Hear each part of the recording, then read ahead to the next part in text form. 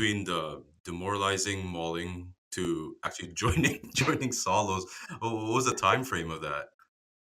It was probably just like a month or so of just like me kind of like, because I don't know if you ever trained other traditional martial arts. They tend to be very, and I don't want to use this word because it's gonna come off negative, but tribal in the sense where if you do karate, you should only train karate, and everything else is pretty much inferior. If you train taekwondo, that's all you should train. That's all you need, and you shouldn't cross train. That's something that's very much of that of the traditional martial arts where you stay at that one school, you never leave, and that's loyalty. Like that's how the idea of loyalty, which is very ignorant, is very close minded.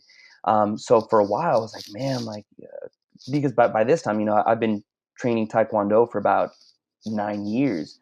So it was kind of like that moment where I was, my ego was dissolving, and I was realizing that maybe I do need to try other martial arts, and expand my horizons, expand my knowledge. So I would say like about a month after that beating, that's when I started I taking see. classes. Yeah, I come from actually I come from like a Shotokan karate background.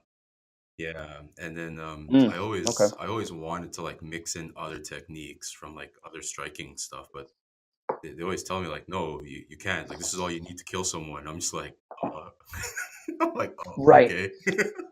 Yep. Yeah. And the other thing was like, oh, and these techniques you can't use in the street. They're too lethal. They're too dangerous. You could really hurt someone. And you go like, oh wow, yeah. And it's so easy to get caught up in, like, I mean, with movies and so many other things. It's so easy to kind of like become enamored with like the over romanticized idea of traditional Yeah, martial like arts. totally. There's like some moves I was like super like skeptical on. I was just like, there's this one move where they grab you by the wrist, and you pretty much the instructor told me point to the sky, and then I would point to the sky, and then like, yeah, that's how you break their grip, and I was just like, yo, man, like, I What? You sure about that? That's why. And shout out to Mcdojo from Instagram. Whenever like those videos come out, I'm like, man, like it just breaks my heart because there's people out there that really do believe it, and it's only because that was what they've been introduced to, and like a cult, they just got, they drank the Kool Aid, got caught up in it, and now they're so invested that they don't want to leave. And I would assume that a lot of people like that no touch chi martial arts bullshit.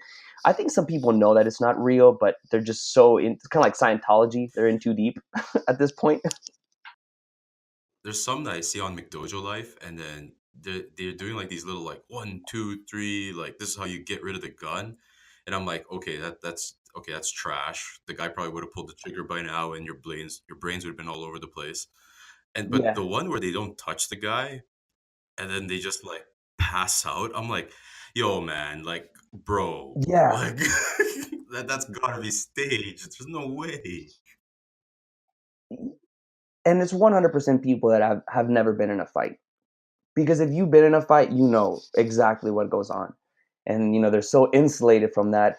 Any martial arts, and again, I'm preaching to the choir, but any martial arts that doesn't teach contact, it's a waste of time. 100%.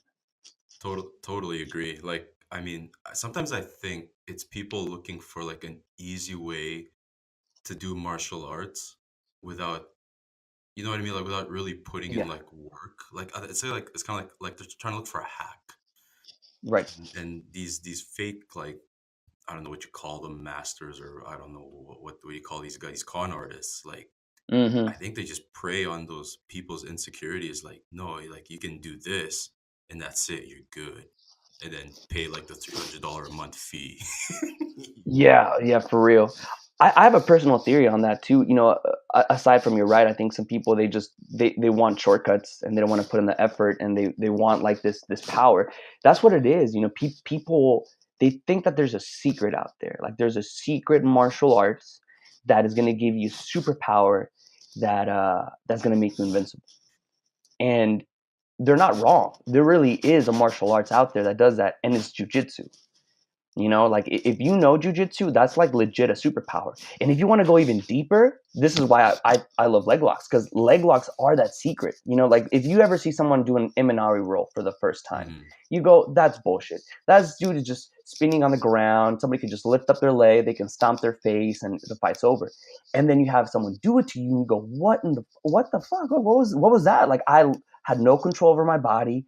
You took me down, and before I hit the ground, like you had already like that heel hook like sunk in. Like you're gonna just snap that off. And to me, like to those people, like I'm just gonna say, like if you really want a secret martial arts, if you want a secret superpower, learn leg locks.